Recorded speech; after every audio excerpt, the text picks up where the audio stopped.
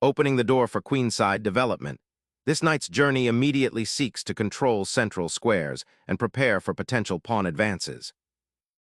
Mirroring white's development, this knight immediately contests central squares and prepares for flexible pawn structures.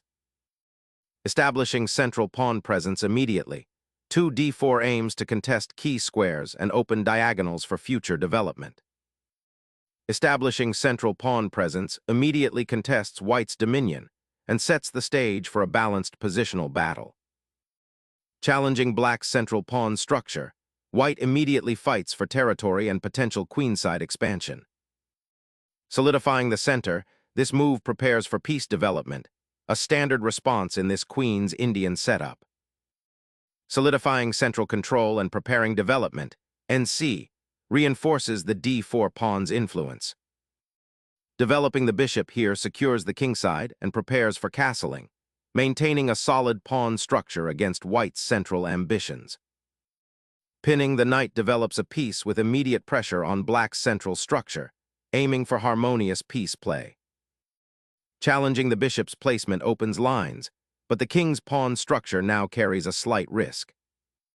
Preserving the bishop's diagonal, this retreat avoids a pawn exchange and maintains flexible development, keeping the pawn structure intact for now.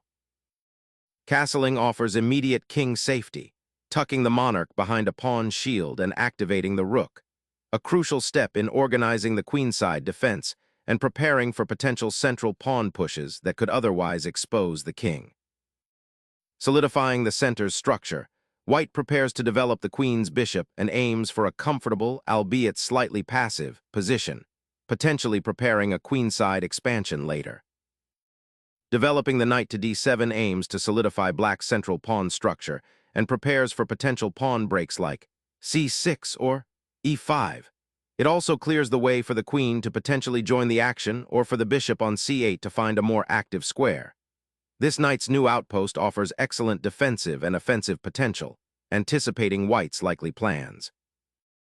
Aggressively pushing the kingside pawns creates immediate space, but simultaneously exposes the king and weakens squares like f4 and h4, potentially inviting black's pieces into dangerous attacking positions.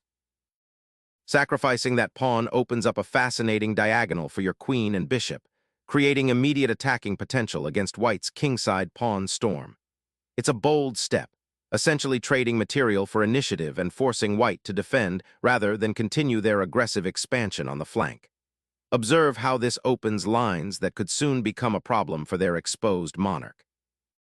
By capturing the pawn, white immediately addresses the queenside tension and opens the diagonal for the bishop, aiming to exploit the slightly loosened dark squares around black's king. The knight's repositioning to b6 sharpens the battle for control of the central squares, particularly the d5 pawn, while simultaneously preparing to challenge white's bishop on c4 and potentially the queenside. This active maneuvering forces white to consider immediate defensive or counterattacking measures, preventing a quiet development and injecting dynamism into the position. Retreating the bishop to a safer square frees up the d-file for potential future pressure, while also maintaining a watchful eye on the now exposed queenside pawns. Injecting a knight directly into white's central pawn mass at d5 immediately challenges the established pawn chain and seeks to unravel white's kingside attacking ambitions. This knight's new outposts on d5 and potentially f4 create dynamic threats and force white to reconsider their pawn advances, potentially opening lines towards their own king. Re-establishing the bishop's diagonal pressure aims to pin down the knight and prepare for potential central pawn advances, even if it means sacrificing tempi. Unleashing a powerful pawn thrust, black challenges white's central structure head-on, aiming to shatter the harmonious piece placement white has painstakingly built and potentially pry open lines for their own active pieces. Unleashing a centralized knight to e5 directly challenges black's pawn structure and opens up attacking avenues, aiming to disrupt the harmonious development seen so far. A bold decision, relinquishing central pawn control to potentially unravel white's delicate kingside pawn structure and open lines for your knights. This exchange, while seemingly giving white central space, might be a calculated gamble to disrupt white's harmonious development and create imbalances that can be exploited later. Observe how the newly created central pawn weakness and the open c-file could become targets for your pieces, turning a seemingly passive exchange into a dynamic opportunity. Reclaiming the pawn immediately solidifies white's central presence, though it also opens up a new tactical geometry with the queen now exposed to potential knight forks on d5 and later c7. Snapping the pawn provides immediate material advantage and disrupts white's queenside structure, but be mindful of the resulting isolated d-pawn for black. Opening the b-file, white aims to quickly exploit the weakened central pawn structure and create attacking opportunities against black's king, while simultaneously securing the d4 pawn. Black's knight now occupies a commanding central square, a classic response to white's pawn thrusts and an immediate challenge to the c3 pawn's newfound support structure. This maneuver aims to disrupt white's coordination, potentially setting up a kingside attack or creating weaknesses in white's pawn chain. The knight's presence on d5 is a constant source of pressure, forcing white to carefully consider their defensive options and preventing immediate expansion. It's a dynamic piece that can pivot to other key squares, offering flexibility and offensive potential. Castling secures the monarch, bringing it to a safer haven behind the pawn shield and activating the rook for potential central control. Shifting the queen to the queenside creates an immediate threat against the bishop on c3 and aims to exploit the slight awkwardness of white's pawn structure, potentially forcing concessions or creating new avenues for piece activity. Solidifying control of the central c-file, Rack 1 prepares to contest any potential incursions by black's queen and seeks to improve the rook's postern for future central action or pressure along the open file. Opening the d-file for potential pressure, black repositions the rook, anticipating a dynamic middle game where this unit could become a powerful attacker along the semi-open column, potentially targeting white's king if the central pawn structure shifts favorably. Reinforcing the d-file now ensures maximum pressure on black's queen and potentially prepares an aggressive kingside thrust. Bringing the bishop to d7 reinforces the knight on b6 and prepares to contest the d-file, a sensible defensive maneuver aiming to consolidate black's position after the pawn exchange on c4. Exchanging that bishop on d5 opens up the d-file, potentially a critical highway for your rook, but it also relinquishes the strong dark square control your bishop exerted. Consider the ensuing pawn structure and how it impacts mobility for both sides. Are there any lingering weaknesses for black you can now exploit, or has this exchange merely streamlined their development? Unlocking the c-file with the queen's relocation offers a dynamic shift, creating immediate pressure and opening avenues for counterplay against white's seemingly solid central structure. Unveiling the queen to claim the pawn dramatically alters the queenside structure, creating immediate pressure on black's d-pawn while simultaneously opening a diagonal for the white queen towards black's potentially vulnerable king. Accepting the queen trade initiates a pawn-centric endgame where black's central pawns will become a significant target for white's active pieces, potentially leading to a compromised pawn structure if not defended meticulously. A well-timed exchange, consolidating the rook's penetration and creating an open file for potential future pressure. Bending the bishop's influence to pressure the d-pawn is a sensible defensive maneuver, aiming to neutralize the immediate threat and potentially create counterplay.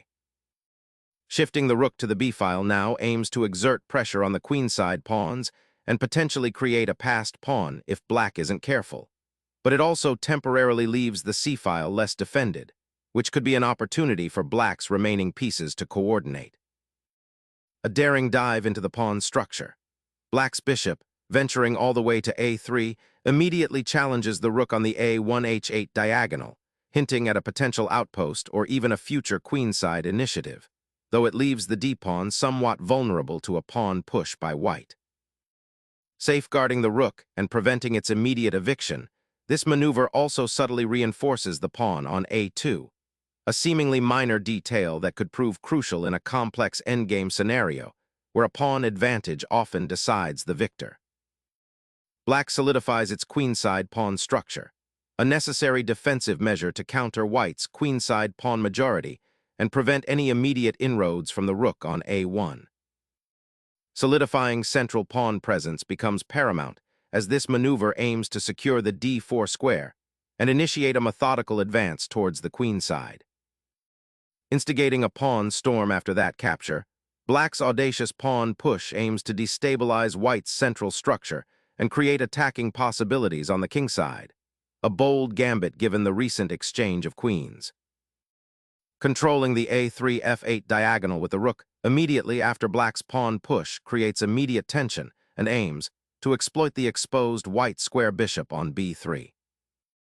The bishop retreats to its starting square, a concession that allows White's rook to immediately claim the open c-file, a vital pathway for penetration. A bold repositioning, this knight heads towards the crucial c6 square, aiming to disrupt Black's pawn structure and potentially create weaknesses around the king, while simultaneously eyeing the unprotected a7 pawn. Black mobilizes the rook to the open c-file, a vital step towards contesting control of this central artery and potentially activating the rook for future operations. Pouncing the knight to d4 aims to disrupt Black's queenside coordination and probe for weaknesses around the c6 pawn, potentially opening lines for White's rooks while simultaneously threatening to infiltrate deeper. Exploiting the weakened dark squares, Black forces a material gain by capturing the bishop, but this sacrifice of pawn structure for temporary material advantage might lead to king safety issues later. The rook's retreat to the first rank now aims to secure the potentially vulnerable pawns on the queenside and prepare for future activity on the c-file, seeking to contest it more effectively as the game simplifies. The bishop retreats to a commanding diagonal, a bold declaration of intent to reclaim lost central influence and potentially pressure White's queenside structure from afar. Securing the queenside majority now becomes paramount, preventing the opponent from potentially creating a passed pawn or using that wing for counterplay. A daring reclamation of the center begins as the rook infiltrates, challenging White's imposing central pawn majority and aiming to disrupt its coordination by activating Black's remaining heavy piece, while simultaneously preparing to contest crucial open lines should they materialize. Opening up a fresh avenue for the rook on the queenside, this aggressive thrust seeks to destabilize Black's pawn structure and potentially create weaknesses around the king. An audacious attempt to destabilize White's queenside pawn structure and disrupt its coordination. Carving out a passed pawn on the queenside, White initiates a dynamic pawn race after Black's ambitious bishop maneuver. Unlocking the file for potential counterplay, this capture strategically opens lines and aims to challenge White's queenside initiative before their pawns become too advanced. Seizing the open file with the rook instantly disrupts Black's coordination and forces a concession, simplifying the position and aiming to exploit White's superior pawn structure. Reclaiming the pawn is logical, but notice how the newly formed rook battery on the file now presents a significant threat. White's king, though currently defended, feels the tightening pressure. Solidifying the kingside, this pawn push prepares to potentially advance the g-pawn further, creating a defensive shield and limiting Black's counterplay on that flank. The bishop retreats to a more passive square, surrendering the pressure it exerted on the c4 pawn and the potential for more active squares like a6 if White had been forced to defend. Repositioning the rook to the open d-file solidifies White's central presence and prepares for potential pawn advances or further rook maneuvers, aiming to exploit the weakened pawn structure on Black's queenside. Clearing the d-file for the rook, this exchange offers a slight positional concession by creating doubled pawns, but aims to simplify into an endgame where Black's active pieces can be a nuisance. Confronting the passed pawn's immediate threat, this capture strategically opens the e-file, potentially bringing the rook into play for decisive action on that crucial central column, while also simplifying the material imbalance in White's favor by trading off a less active piece. The pawn push opens lines and reclaims the initiative in the center, aiming to disrupt White's pawn chain and potentially create weaknesses for the opponent's monarch. The White king steps out of the immediate danger zone of the d-file and prepares to potentially support a central pawn advance or join the queenside action, offering a glimmer of active participation rather than passive defense. The pawn's march forward on the queen side immediately creates a dynamic, pushing the boundaries of white's defensive structure and aiming to exploit the open file that's been created. Opening up the d-file with this pawn thrust creates immediate pressure on black's queenside pawns, potentially forcing concessions or creating weaknesses for future exploitation. The bishop's repositioning to c2 seeks to re-establish some defensive influence on the queen side, potentially eyeing weaknesses that might emerge after white's pawn advances, but it momentarily concedes control of the long diagonal, which could be exploited if black isn't careful about pawn structure integrity. The rook's relocation to the file is a proactive step, aiming to secure a potentially open avenue that might become active if black's pawn structure on the queenside fractures. It also subtly pressures black's remaining pawn on b6 by creating potential lines of attack should white's knight reposition or the pawns advance further. Initiating a pawn avalanche threatens to overwhelm the diminished queenside defenses by creating an unstoppable passed weapon, demanding immediate attention and resource allocation before the kingside structure also begins to unravel. The king finds a temporary refuge, a brief respite before the inevitable descent into the endgame's stark realities, forcing black to confront the exposed weakness on the queenside. Securing the king's escape path offers a vital layer of defense against immediate threats, even if the current position appears calm. Leveraging the open file for a swift rook maneuver, this action anticipates the potential for discovered attacks as the black king's defense begins to fray.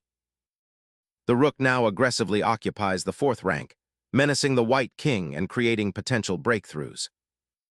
Confronting the passed pawn's advance, this pawn push aims to activate white's remaining army and potentially create new attacking avenues, forcing black to react to the increasing spatial pressure. Finally, the black rook finds its liberated post, eyeing the pawn chain and preparing to disrupt white's queenside advance with its newfound mobility. The king, now exposed, seeks refuge on the kingside, initiating a defensive maneuver amidst the positional maneuvering. Sensing the danger of the pawn nearing promotion, black redirects the rook to contest the dangerous d-file, a crucial pathway for white's king and remaining advanced pawns, while simultaneously keeping an eye on the white king's safety. The rook's repositioning to the sixth rank initiates a potent endgame strategy, aiming to restrict black's pawn majority and exploit the exposed king. Attempting to re-establish activity for the bishop on d1, but the pawn on d6 is a significant hurdle, and the king's shelter feels increasingly porous. Unleashing the central pawn offers a potential breakthrough, aiming to disrupt black's bishop's impressive dominion over the long diagonal and perhaps create a passed pawn if black isn't careful with their response. Unleashing pawns towards the enemy king creates immediate chaos, injecting a desperate dynamism into a previously rather static position and forcing white to confront a new, dangerous attacking front. Unleashing the pawn's advance here aims to disrupt black's entrenched bishop on f8 and potentially open lines for white's own pieces. Securing the king's safety should be paramount after such aggressive pawn advancement, and this move, while bringing the monarch closer to the action, opens up potential checks and tactical skirmishes down the d-file.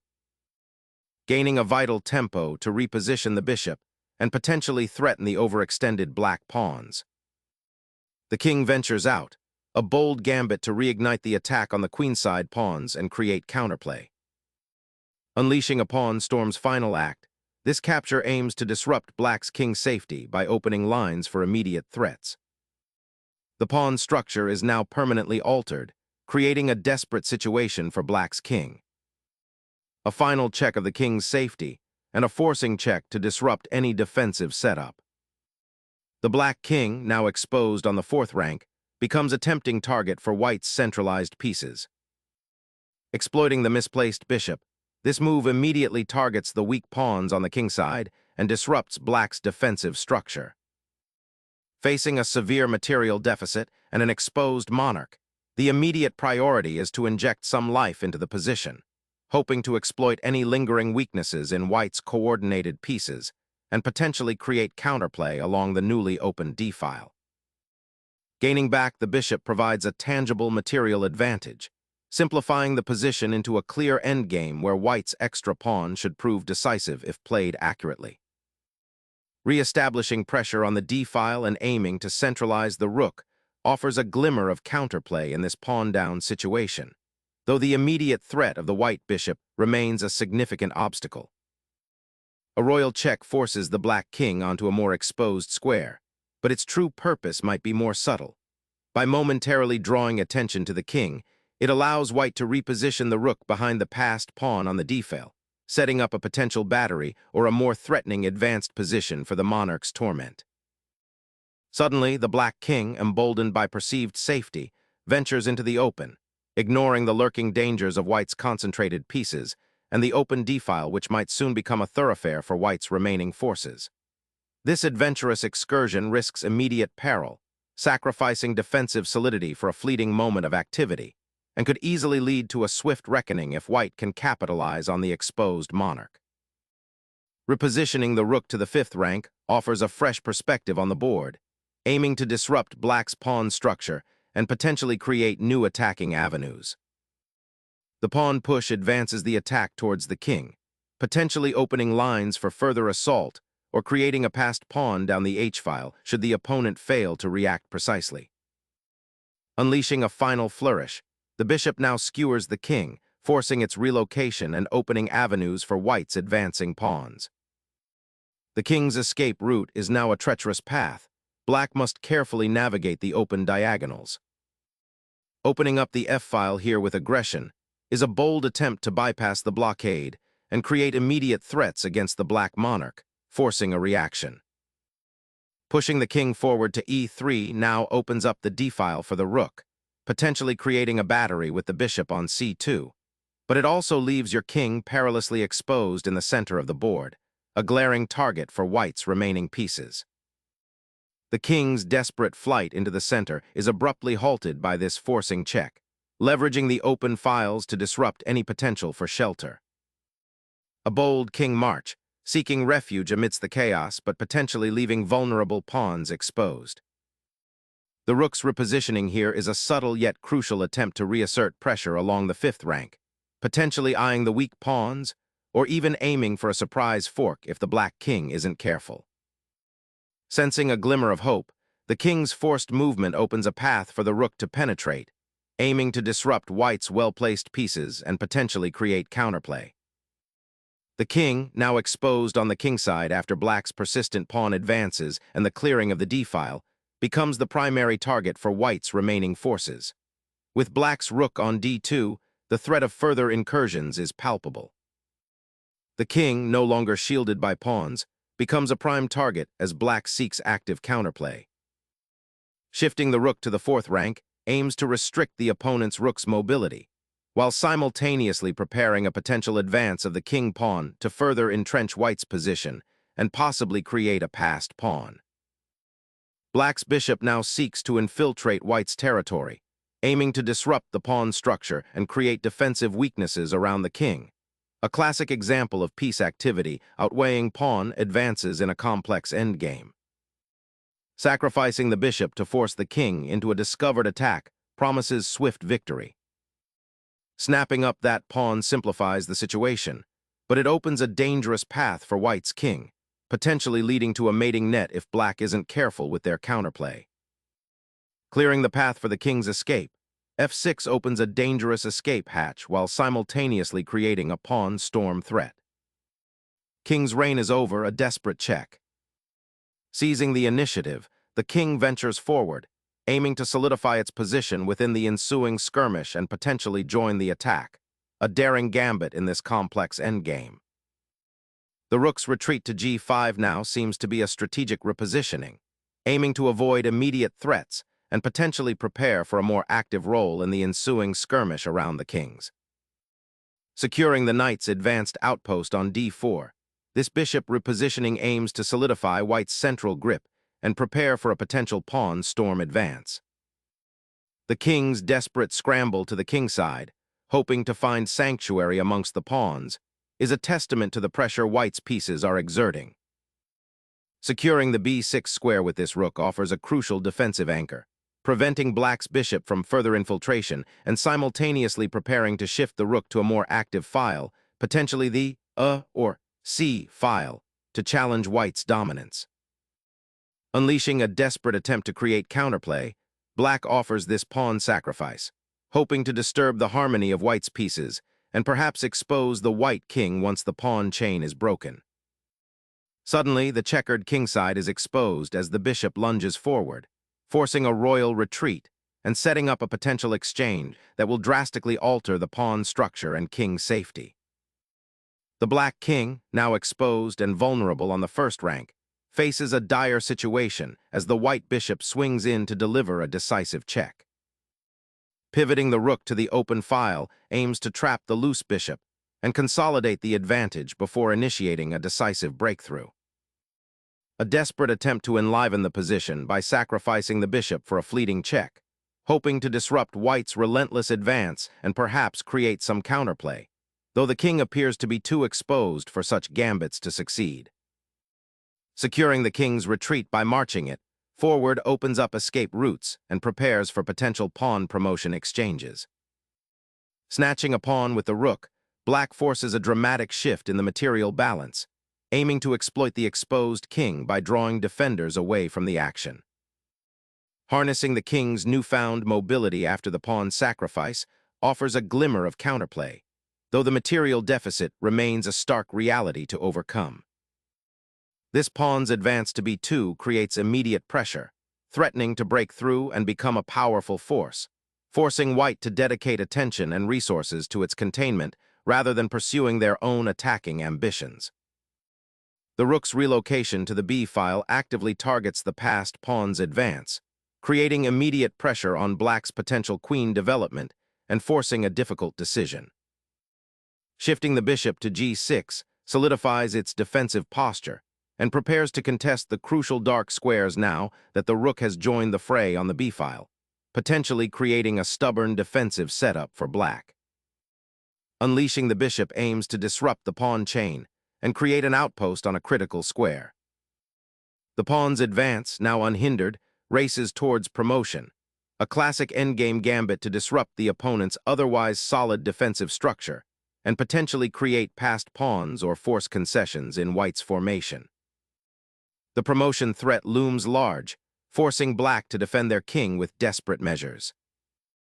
The sacrifice of the bishop on f7 is a desperate gambit, trading a piece for a tempo, hoping to disrupt white's relentless pawn march and perhaps force a perpetual check if white isn't careful. Black's king is severely exposed, and this attempt to generate some counterplay is a clear sign of a precarious position. The key question now is whether white's king is sufficiently shielded to withstand the potential, albeit limited, chaos black can create with the remaining material.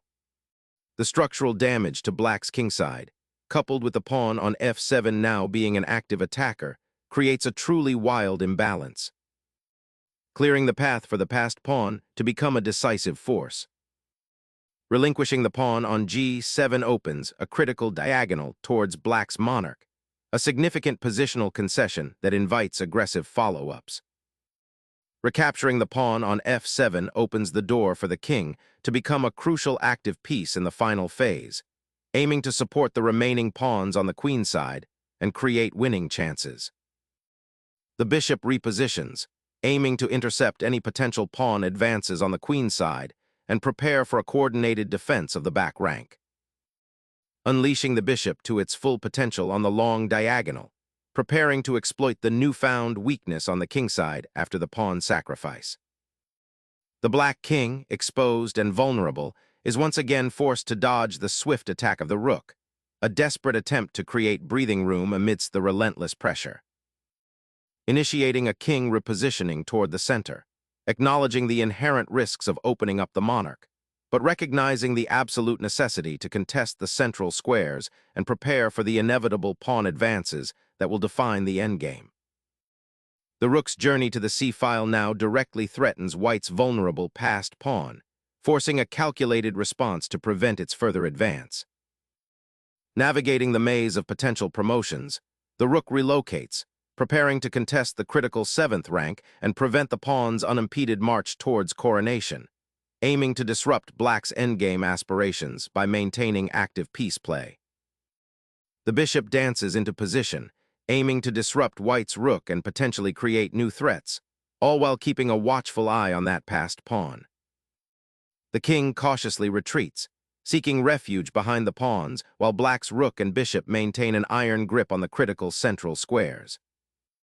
Seizing the initiative with a rook maneuver offers black a glimmer of hope, as it forces white's king to a precarious position. Analysis of 75, KG2*. This move is a strategic blunder that significantly weakens black's position. Here's why. King exposure. Moving the king to G2 places it directly in the line of fire for white's remaining pieces. White can now exploit this by bringing their rook into the attack. Lost tempo. The king move is defensive and doesn't contribute to black's attack or defense of their own pieces. It wastes a crucial tempo in an endgame where every move counts. Opening lines. The king's new square is too close to the center of the board, making it vulnerable to checks and attacks. White can now aim to open up lines towards black's king. Alternative considerations for black. Black had several better options, such as continuing the attack. Black could have explored other ways to press their advantage, perhaps by activating their remaining minor piece or finding a way to create passed pawns. Defending key squares.